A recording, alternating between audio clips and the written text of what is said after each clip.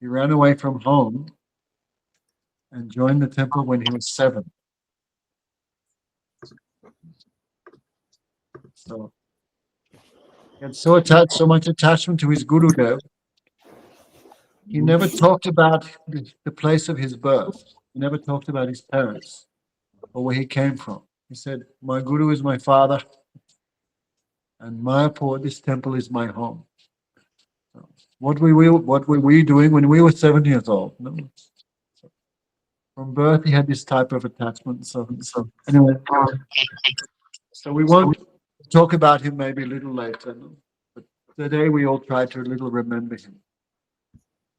So today we're going to talk about Bhagavad Gita, chapter 4, part 7. Bhagavad Gita is 18 chapters, I think 750 verses. So it's in the very middle of Mahabharata. I think Mahabharata is almost 400,000 verses. So, but it's like a pearl is protected by an oyster shell. Bhagavad Gita is the very essence of Mahabharata. Lindsay, have you heard of Mahabharata? No. Okay, so anyway, we'll skip all that stuff. So, in 4th chapter, Krishna explains the reason why he comes to this world. What is the cause? So there are many, many causes. But here is one of the main ones. Yada yada hi dharmasya glani bharatya bharata abhutanam dharmasya tadatmajam sujamiham padatanaya sadhunam vinasati duskatam dharma samstapnata sambhavani yuga yuga. Krishna says, I appear in my original spiritual form whenever there is a decline of religion and an increase in irreligion. At that time, I manifest my eternally perfect form in this material world. So, when Krishna comes to this world, we should understand he never accepts a material body. He is not like us. We are changing bodies one after another. Like a caterpillar, when he goes to a new cabbage, when he transfers from one cabbage leaf to the new cabbage leaf, once he gets to the new cabbage leaf, he gives up the old one. So we are in that situation because we have so many desires, and these desires fructify in the mind like seeds. What we're doing, we are making karma. So the birth, karma means the reaction to activities and also desire. So this desire is all stored in the mind. The brain and the mind are two different things. Like electricity and the powerhouse are still two different things. So the brain is like the gross organ, but the mind is the subtle manifestation of that. The brains come and go, but the mind is a subtle potency. So the soul is now covered by the mind and the material body. Just like a peanut is covered by two shells, the hard shell and the soft shell, which just covers the inner part of the peanut. The peanut is the soul, and the very subtle, fine covering which binds the soul to material identification, this is called the mind. And then, of course, there's the gross body, composed of earth, water, fire, and ether. So this gross body with the 5 senses, seeing, smelling, tasting, hearing, and touch. These are called the Gyan Indriya. Sometimes I go overboard. So if you cannot understand, I'll try to go a bit slower. So the soul is now covered by 2 bodies, the subtle body of the mind and the gross body, right? What we see. And we think, I am man, I am woman, I'm from Wales, I'm from America, I'm Australian, I'm rich, I'm poor, I'm fat, I'm skinny, I'm happy, I'm sad, I'm wealthy, I'm poor, I'm hungry, I'm thirsty. This all relates to the material body. And now, because the soul is covered, we now identify ourselves as the mind and the body. But these are all temporary designations. This is all false coverings. So the soul, now bewildered, identifies as the body. I am Chinese, I am American, I am this and that. And because of this misidentification, we are suffering. Right? Ariana, who are you? Are you the body? Are you the mind? Or are you something else? I must be something else, even if I feel like the mind and the body often. Exactly. Good answer. No? Just like a car cannot drive without a driver. So Krishna says in Bhagavad Gita, this body is like a machine, rudanti yatmaya. This body is exactly like a vehicle or a car or a machine made of the material energy. Without a witness, without an individual, without desire, the body cannot do anything. The car, maybe Lindsay, just turn off your mic. Your sort of mic is going on and off. Sorry. Like a car cannot do anything without a consciousness, without a driver. In the same way, this body cannot do anything without consciousness. The consciousness does not come from the body. Consciousness is the symptom of the soul. Like a dead body has eyes but cannot see. Why not? Because there's no one to see behind the eyes. Like a telescope cannot see without someone looking through it. No. So in the same way, this body cannot function without a soul. Therefore, as soon as the soul leaves the body, what we call death, the body becomes inert. It cannot do anything. So because of ignorance, because of misidentification, then the soul, instead of developing pure consciousness or pure desire, now the soul is developing material desires because we are now identifying with the material mind and body. Therefore, we think I have many things to do in this world. So this is called dharma. No. People imagine that under the spell of illusion, they have many, many responsibilities, many, many activities to perform, many duties. Or I am a woman, I have to take care of my husband and children. I'm a man, I have to take care of my wife and children. No. I'm American, I have to defend, this is my nation, these people are my enemies. So I'm a lawyer, I'm a doctor. So this is all temporary and illusionary. So we call this anitya dharma or naimitic dharma. Dharma means occupation, duties, or responsibility. So under the spell of illusion, we are thinking, I have many, many things that I have to do. I have many duties, I have many responsibilities. So this anitya dharma, this is all false. Now we think, oh, I have to take care of my wife and children. But what about the wife and children from previous life? Where have they gone? Oh, I have to defend America. America has many enemies. But last life, where were you last life? No? That time you had a different identification. No? So these are all called anitya dharma. Anitya means temporary responsibilities, temporary identification. So when Krishna says he comes to establish dharma, I use the word religiosity, but these days many people become upset by this type of phrase. So when Krishna comes to establish dharma, what type of dharma has he come to establish? Not temporary dharma. Even truthfulness, non-violence. No, asteya means not desiring the property of others. No? Even we consider this to be temporary. Because what is false, what is true in one life may not be true in the next life. Right? This is my duty, I have to defend my country, but last life you had another duty, another responsibility.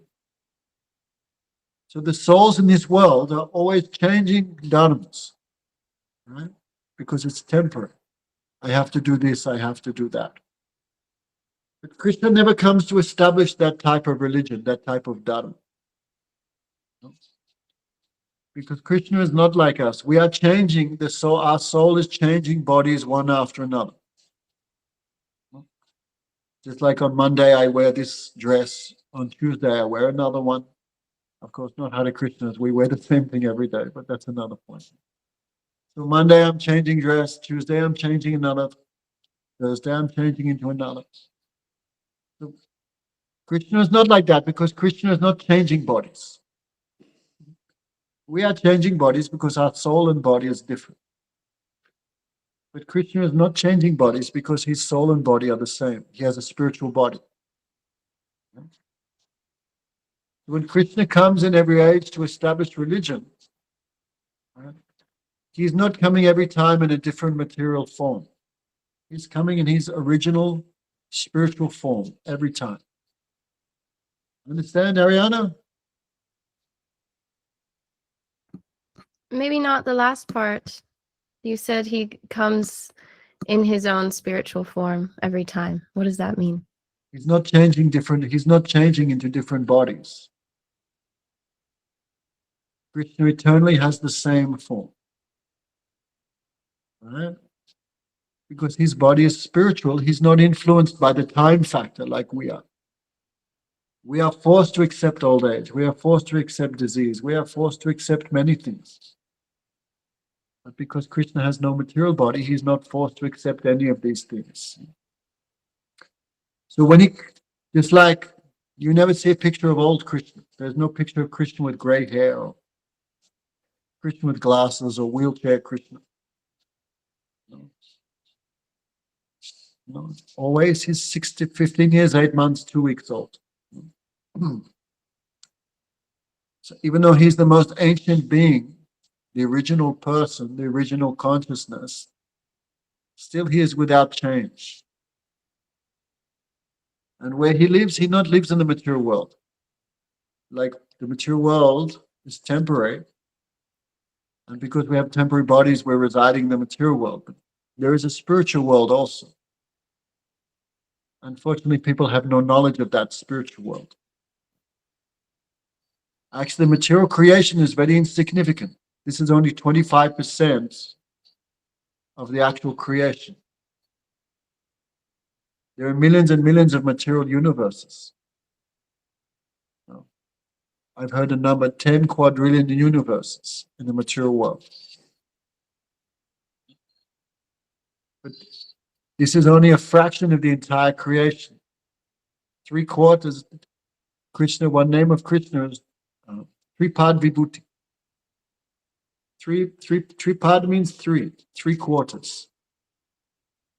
So the spiritual world consists of 3/4 of the actual creation. Of course, it's unlimited and all-pervading, but just so we can get some idea, Scripture gives this type of description. Unfortunately, people have no knowledge of that spiritual world because all we have are material mind and senses. We have no power to access or understand that spiritual world because it's transcendental. It means Krishna and his abode, this is beyond the mind and senses. This is the meaning of transcendental. So how we will understand Krishna? Therefore, Krishna comes to the material world. Okay, we call that avatar. Avatar means he comes to this world unchanged. Avatar. So when he appears in this world, what does he come to teach? Dharmasya. Krishna comes to teach religion, Dharma. And which type of religion? Krishna never comes to teach temporary religion. Or Nitya Dharma, or Naimitic Dharma, many words it has. Krishna comes to teach eternal Dharma. We call Sanatan Dharma, or Bhakti Dharma, Bhagavad Dharma. Okay, but I'll try not to confuse it.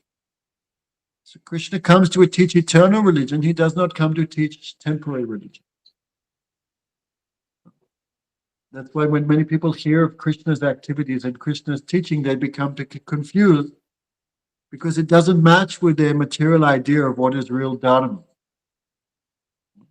So today we'll have a little talk about what is Dharma.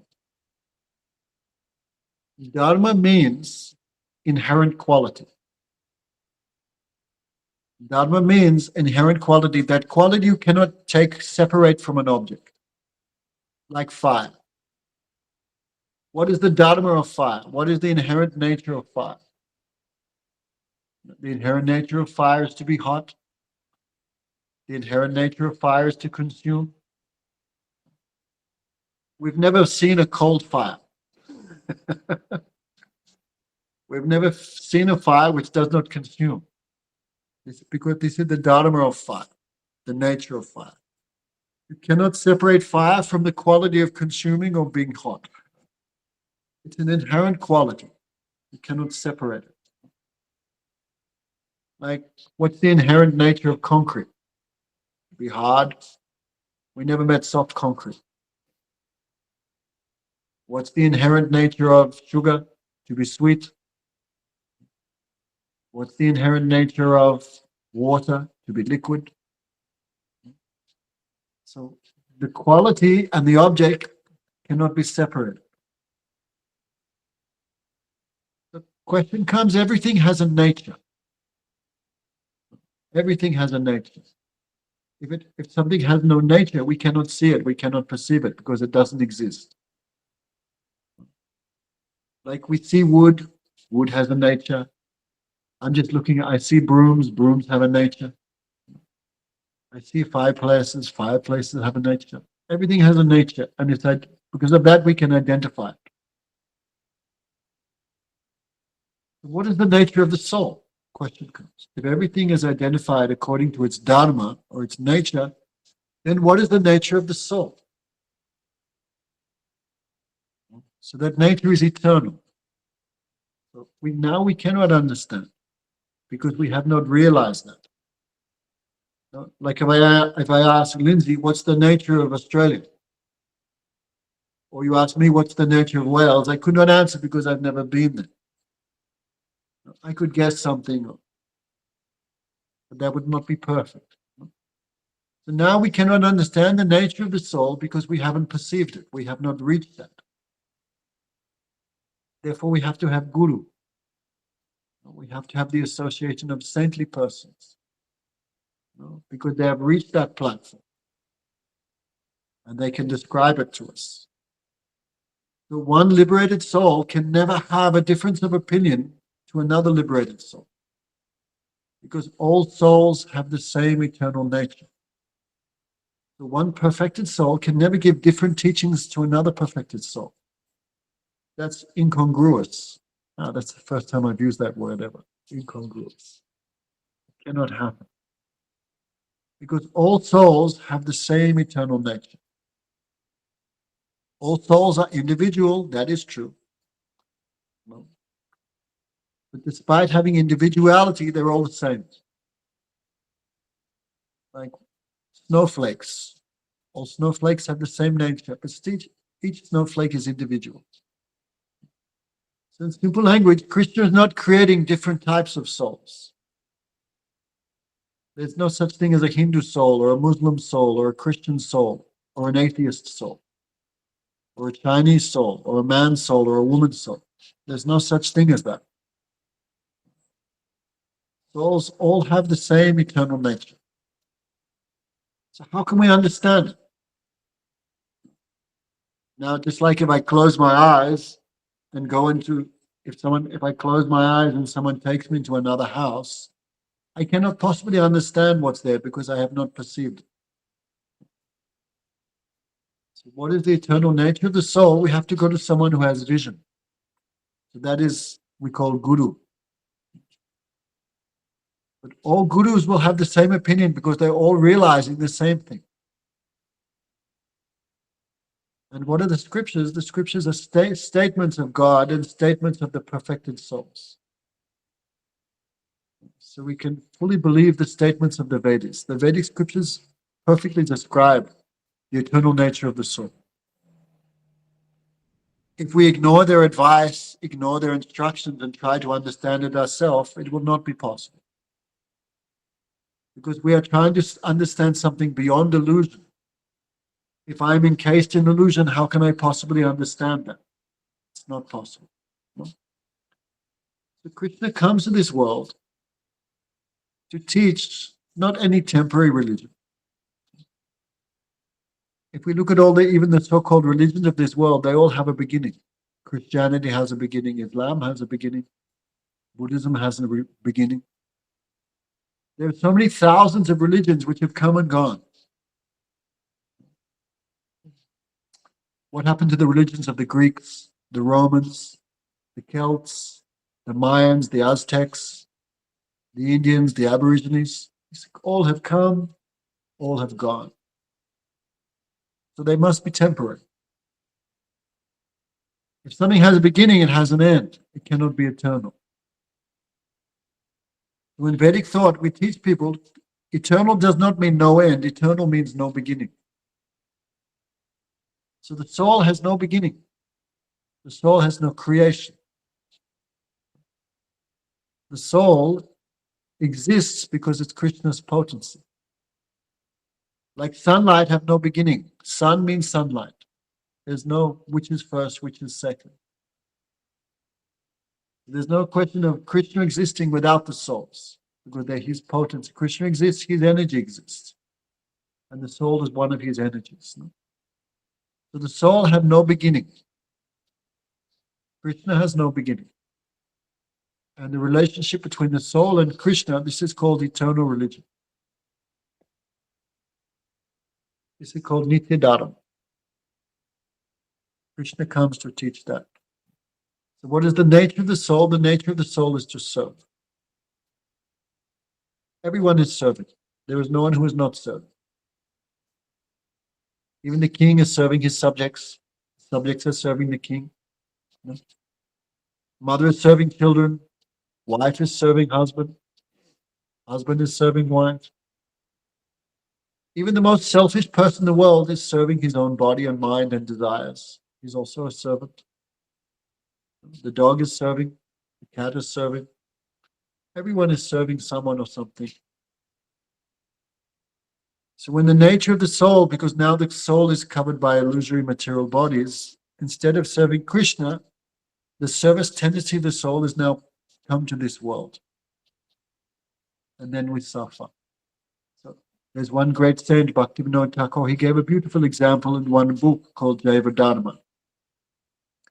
You take a bottle of water. What is the nature of water? In its pure state, in its original state, the nature of water is to be liquid. But if you put the water in the freezer or you boil it, it takes on an apparent nature, an opposite nature. If you put water in the freezer, it becomes hard. It loses its natural state of being liquid. So this is called, what's it called? An apavarga, I think they're called. Visarga, Huh? isn't it? Visarga, apavarga visarga. Visarga means apparent transformation. Because even though the water has now taken on an opposite nature of being hard and non-liquid, still this is only apparent because the real nature is still there inside the molecules. Only some external cause it's become transformed. But if you take the bottle of water out of the freezer and you put it back in the room temperature, again it goes back to its original form, original nature. So the eternal nature of an object is never lost.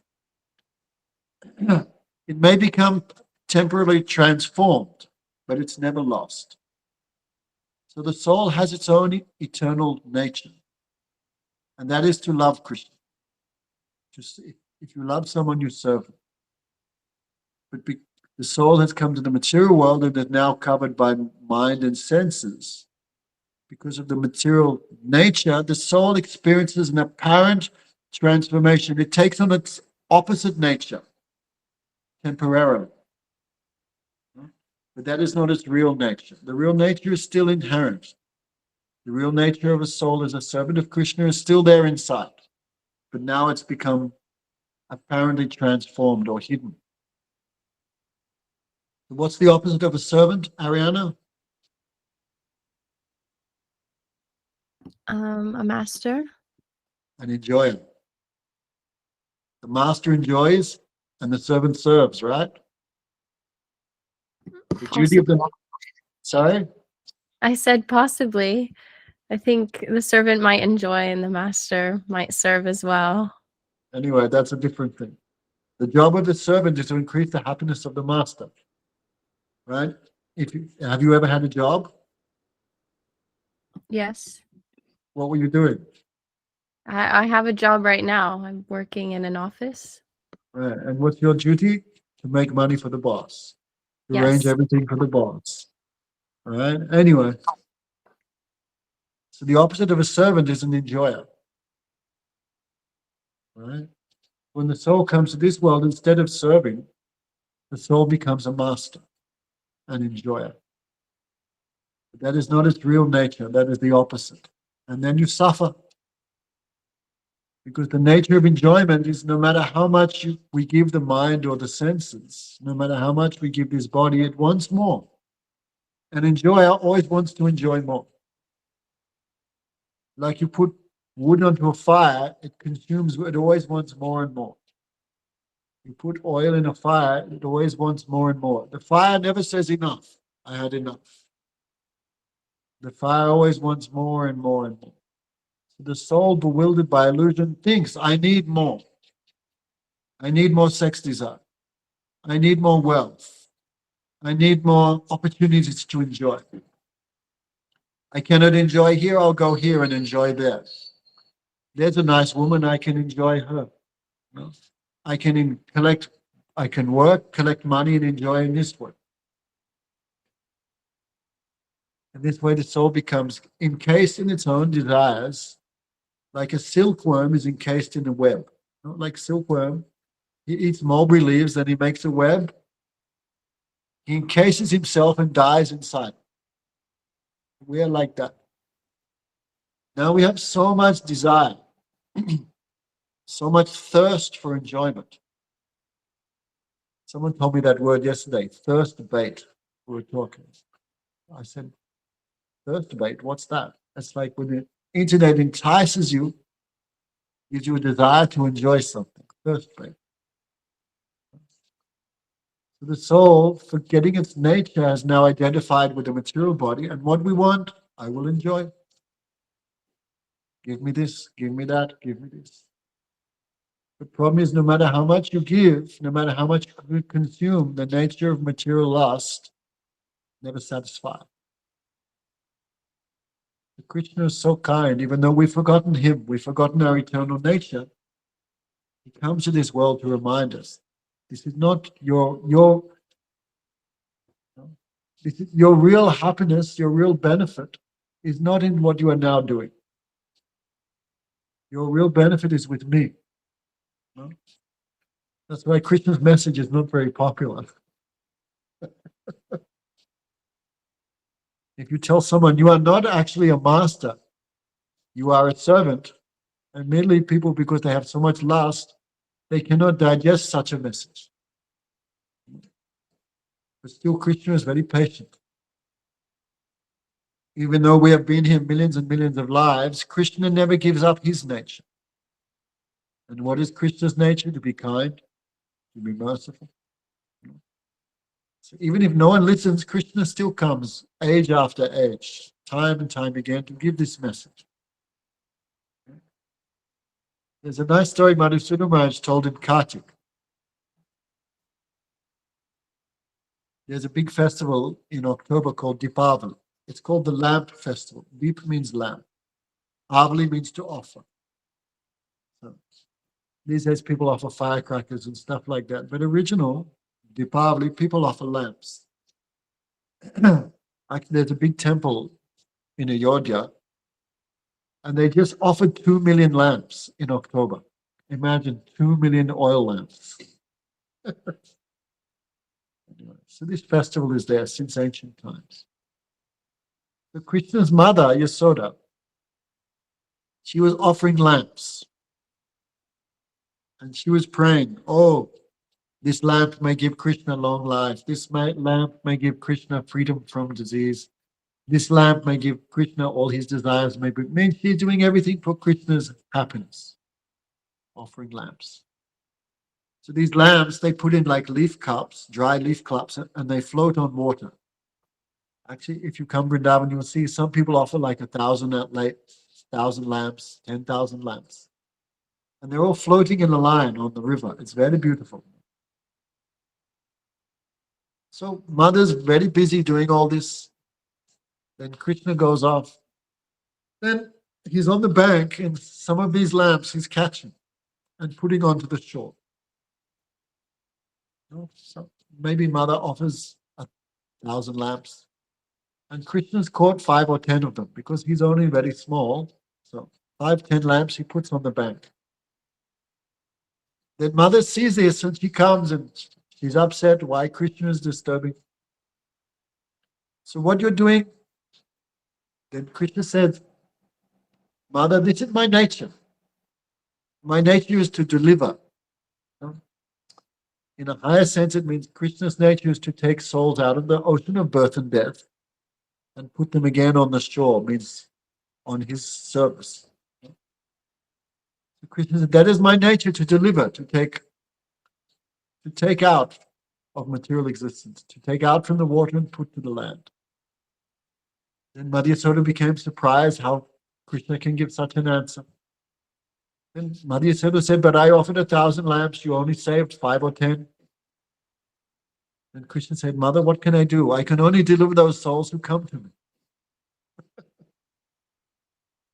A very beautiful story. The souls have some free will also. No, Krishna cannot come and drag them out of material existence. Because soul has some independence. And Krishna never disturbs independence. Like, I'm a monk, but if I want to go down the road and have a beer, Krishna will not stop me. If I want to go to McDonald's this afternoon and have a hamburger, Krishna will not stop me because I have independence. So when the soul uses their independence to serve Krishna, this is correct use of independence. Like when a citizen independently chooses to follow the rules of the government, they don't go to prison. Bad example, but still try to catch the essence. Or when someone chooses to go against the rules of society, then they're imprisoned. Some punishment is given. When the souls choose to serve Krishna, then happiness. When the souls choose not to serve Krishna because of free will, they can choose material existence. Why should I be a servant when I can be an enjoyer, when I can be a master? And then bound by desires, birth after birth, birth after birth. That soul travels through 8,400,000 different bodies. Ariana, we have been all through the 900,000 different types of aquatic species: jellyfish, lobster, crab, prawn, guppy, tuna, trout. So many types of fish. We've been through them all one by one. Jalajana Valakshanam. We've been through the 2 million type of plant species.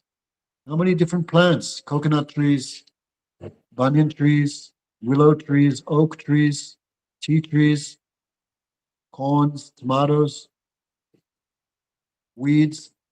We've been through Jalajana Valakshanam, Stavaram Lakshabim.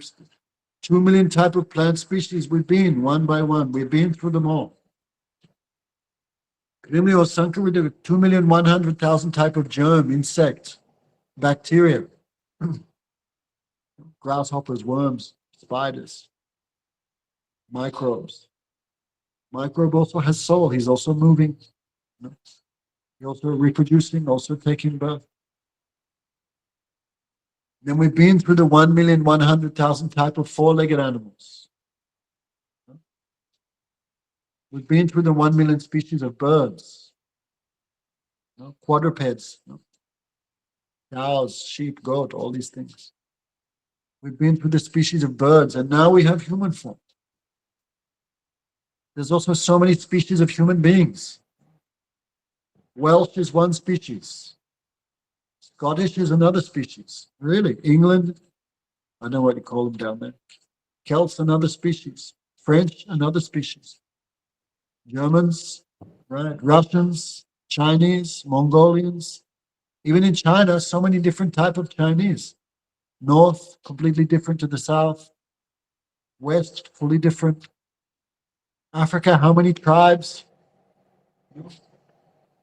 Indians, Thais, Chinese, Mongolians, what else? Indonesians, South American, they're all fully different top to bottom. So many thousands of different species of human beings. But of all species, human is the topmost. Why? Only human can understand this, all knowledge that we're speaking. Only human can understand Dharma. So Krishna is not speaking Bhagavad Gita for the cats and dogs. They cannot understand. Krishna is speaking for us, for the human beings. So, yada yada hi dharmaste. So, 5,200 years it came, Krishna spoke religion. 520 years ago, Krishna came again in the form of Sri Krishna Chaitanya. And he also taught religion. And in this age, what's the easiest way that we can realize our eternal nature? What is the process to become free from illusion and to be established in the soul's eternal nature? Hare Krishna, Krishna Krishna, Hare Hare. Hare Ram, Ram Ram, Hare Hare. This is the medicine. This is the medicine to become free from the disease of material attachment. It's called Mahamantra. Okay. Ariana, chanting Mahamantra a little bit? Why are you chanting it? What do you want? What's your goal of chanting it? To enjoy it, be a nice singer? Everyone to say, Oriana, your singing is very good? To get some name and fame or to collect donations? What's your No. reason? My heart feels good to sing. Because you should think, I'm trying to serve Krishna. I'm chanting for his happiness. Sorry to spoil your day, but if you chant with that mood, that is the correct mood to chant. If you chant with some other desire, then results will not come too quickly. No? So, Prabhu Kohila me Mahamantra, Sapajapakiya Kohilane Bande, Iha Hoite Sarvasiddhi Hoibe, Sabha Nirakshan Bola Aravidi Nahiya. No? So, Chaitanya Mahaprabhu. You can remember that. I won't give too many names. You can just remember Chaitanya Mahaprabhu. Who is he, Adriana? Chaitanya Mahaprabhu. Okay. He's Krishna himself. Because Krishna comes in every age. He also appears in this present age of Kali Yuga. And he gave the medicine. This medicine is very sweet, the names of Krishna. Rupa Goswami said, Tunde Tunda Vanirate Pitunate Tundavali Labde Tan Krod Kadambani Vijayate Kanabhadiyaha Spriham Ketum Panguni Vijayate Kanabhadiyaha Spriham Najano Janato Amrikyadvi Krishna Dvivam. How much nectar is in the two syllables, Krishna? I cannot measure. So much nectar. If you say it's 100 kilos of nectar, then the name of Krishna will immediately become 200 kilos. Because unlimited. How much nectar is in these two syllables, I cannot say. But when I chant, Rupa Goswami, he is writing, when I chant, I wish I had millions of tongues to taste that sweetness of the two syllables, Krishna. When I hear that nectar, I wish I had millions of ears to drink that nectar of the two syllables, Krishna.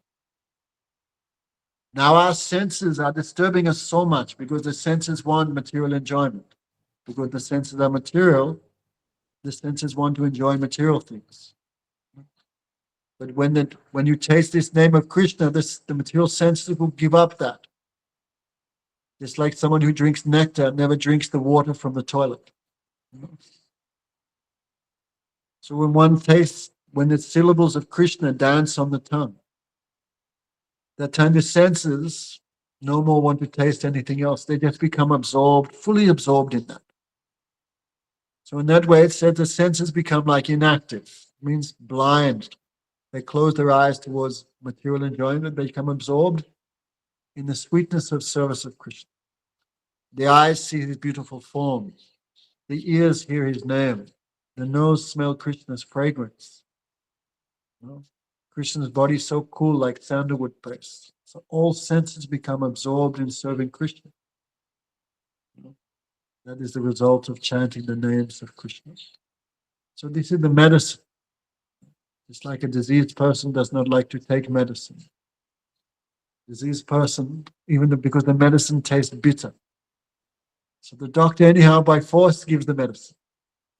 So Chaitanya Mahaprabhu is saying, "Oh souls, this name of Krishna is sweeter than sugarcane juice. But because the souls in this world have jaundice of material desires, we think other things are very nice rather than Krishna's service. So by force, he gives this medicine. So this medicine, even though we don't think it's very sweet because we have so much other desire, keep taking, keep taking.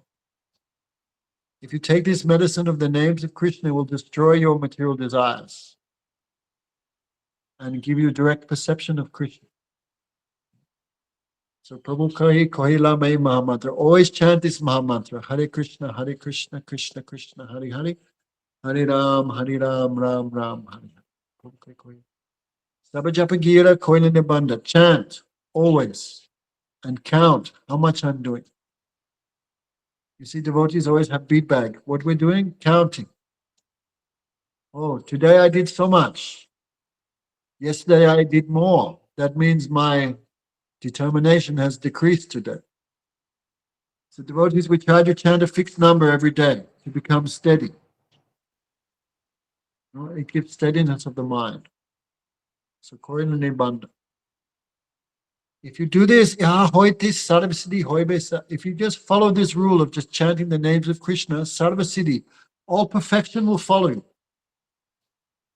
You will guaranteed full success. And there is not even any rules in this Mahamantra. Imagine. Nectar is given free, no rules, no payment. You can chant daytime, nighttime. You can chant midday, midnight. You can chant lying down. You can chant eating. You can chant sleeping. You can chant on the bus. In any situation, you can chant on the toilet. You can chant in the temple.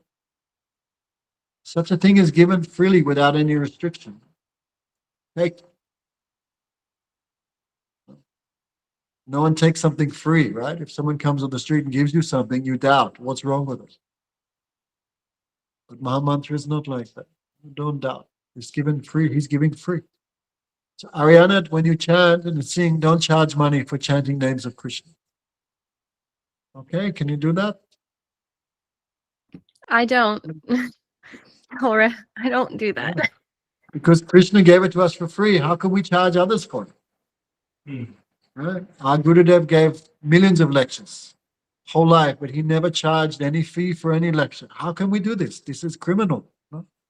What we got for free, how can we charge others? Low, very low action. I've never done that before. I have Okay. not. I don't know if you thought that. That's not the No, case. no, I'm just saying most kirtan people who's doing kirtan, they're all charging money, no, to pay for the venue, to pay, but don't do it. No, no. Even charge venues, airfares, tickets. No, no. Don't worry. It will come. And if it doesn't come, no worries also. Devotee never starved to death. Anyway, so Krishna comes to give this religion, this Dharma. And in this age, the easiest way to achieve that platform of self-realization is chanting these names of Krishna. It's so easy. Kashna koi chona lene dindin bharata subai. One lady, her name was Mirabai. She was very famous, very great saintly lady. So she spoke this. She's speaking about the names of Krishna. Kadach means expense, kachna koi. To chant the holy names, it doesn't cost anything. If you go to yoga class, it costs £10 an hour. In this world, everything you do costs something, but the names of Krishna don't cost anything. Kadachna koi. In this world, if you have any possession, you can lose it. Your phone, your bank account, your body, your children, your wife, any moment, it can go. It can be taken. Therefore, people, if they have any possession, they always fear. But the holy name gives fearlessness because no one can ever take it from. It's always yours. Right? So it's your eternal wealth. Even at the time of death, it's with you.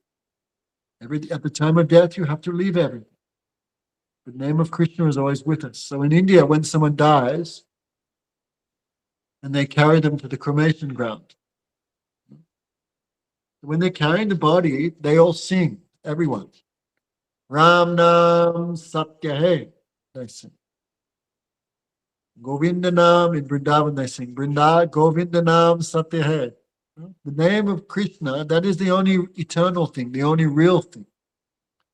When you're going to the graveyard, not graveyard, cremation ground, everyone's carrying you and everyone's singing. The name of Krishna is the only true thing. Ram Nam Satya Hai. The name of Krishna is the only eternal thing. Even today they sing it. But the dead body, because he's dead, he's there being carried. And what's he doing? Because he's dead, his head is moving as he's being carried. Means, why didn't you tell me before? I cannot chant now. I cannot chant like that. Too late. It's too late. So they believe like that. At the time of death, if you can chant Krishna's name and remember him, you'll go to Krishna. Ariana, what will you think of when you die? Where will you go? What will you think of at the time of death? God. I'll think of Who's God. God? What's his The- name? Krishna is one name. Okay, tell me another name.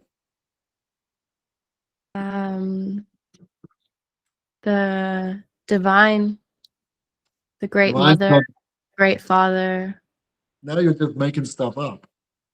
These are true for me and many others. God doesn't depend on your subjective understanding of him. Right?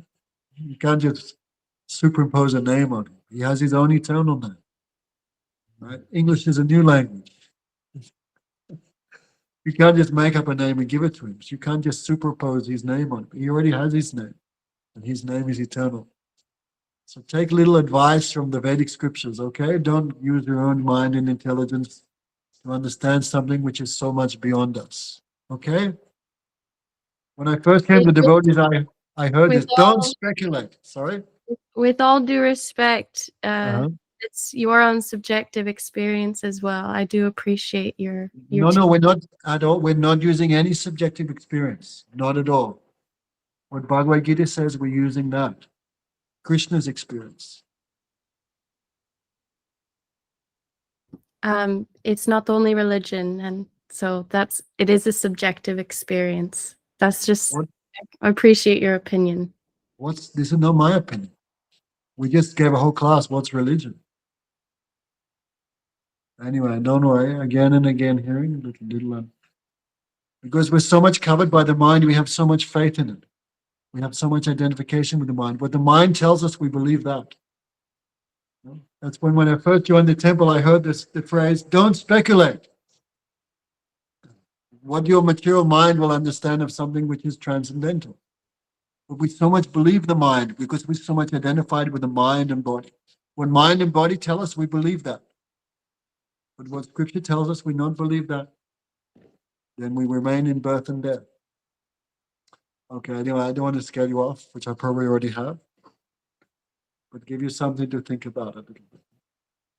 Okay, are there any questions from the people? Lindsay? Rojo? All right. Anyone else? As a new listener to this, I guess my question would be, but what you just said then implies that the purpose of devotion to Krishna is to escape the cycle of rebirth. Is that correct? Yes. Okay, because life is suffering and you want to escape suffering by breaking the cycle. Is that right? Yes, in the beginning, that's a good motivation. Okay. You want to escape from birth and death, or you want to stay here forever? I mean, what a time to be alive, eh? Sorry? What a time to be alive. It's there's definite arguments for both. So 100 years ago, they also suffered like dogs, and 100 years ago in the future, they will also suffer like dogs. Suffering I is don't constant. agree. So if you want freedom from that, then take the advice. So start to chant these names. Very powerful, very sweet. Okay, thank you. Raho, you're meant to be here in Australia helping us, but you have abandoned us. Anyway, so I'm trying to do it.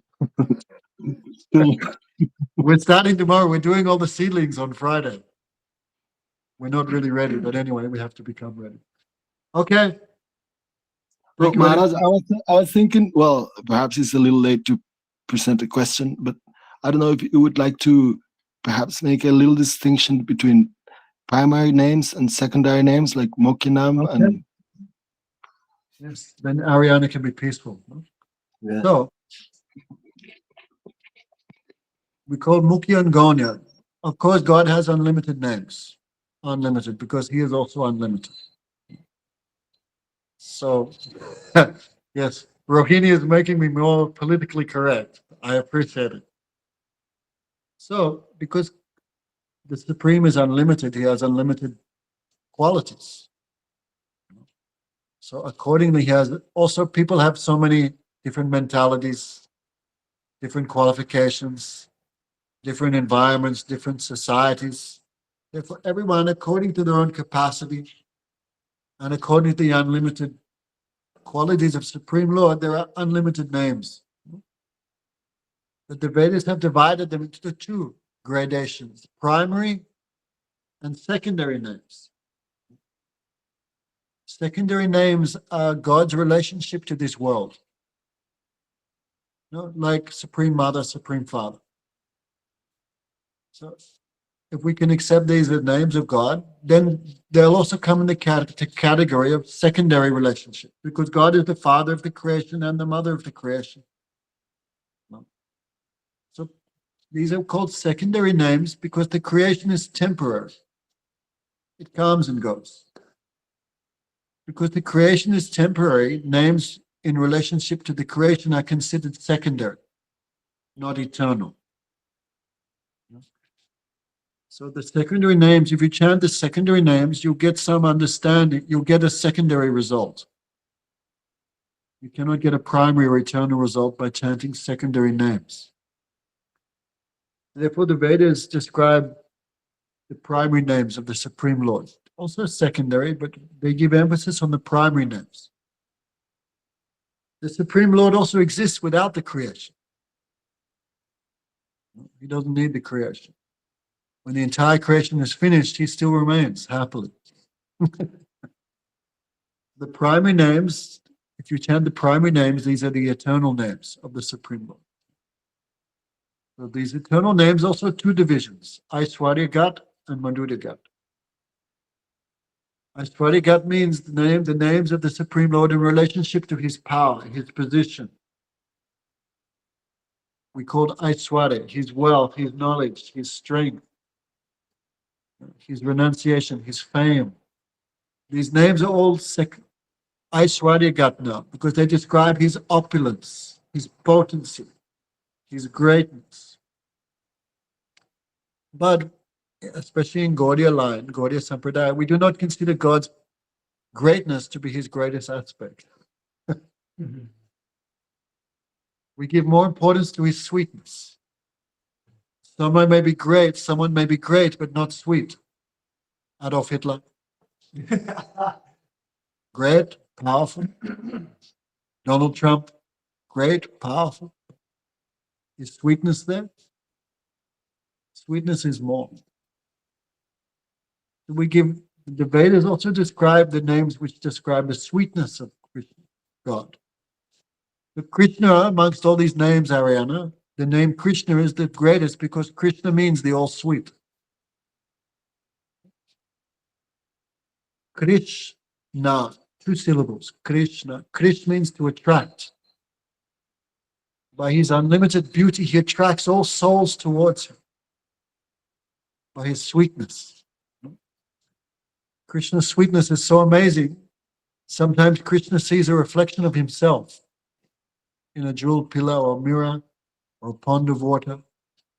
When Krishna sees his own reflection, his sweetness is so extraordinary, even Krishna falls unconscious. Such is his beauty. So Krishna, some things may be sweet, but not give happiness, like sugar. If we take sugar, it's sweet, but we get diabetes. But Krishna's sweetness never gives pain, it only gives ananda. Ananda means bliss or joy. So Krishna. So therefore there are, true Ariana, I remain corrected, there are many names of God. And Rohini is making me answer in a better way. There are many names of God, but those names which describe, those primary names which describe his sweetness, they must be given. An intelligent person, after thinking everything carefully, will definitely choose to chant the sweet names, the Madhurya Gat names of Krishna. Because if you chant Krishna, Krishna, you will taste his sweetness. But if you chant other names, you'll taste his power, you will taste his ability to create and destroy the worlds, but you cannot taste anything else. But if you taste the sweetness of Krishna, everything else is included within that. Bhaktivinoda Thakur says there's no need arguing over the name of God. But with little knowledge and little careful thinking, you can understand the name of Krishna as the topmost, because it gives the topmost result. It gives the topmost realization. If you chant Allah, Allah, Allah means the greatest. Allah, Allah, the one, the greatest. If you chant Allah, Allah, you will chant the greatest. You will experience his potency as the greatest. But God is not just the greatest, he's also the smallest. So Allah will only give one facet of realization. It will not give this realization that he's also the smallest. But the names of Krishna will give full realization of his sweetness. And inside that sweetness, everything else is contained. Okay, so I don't want to go over my hour limit. So thank you, Rohini, for the correction. There's always a better way to explain things in a more digestible form. Mostly I don't use it. Haribol, Radha Radha. Thank you very much, everyone. Hare Krishna.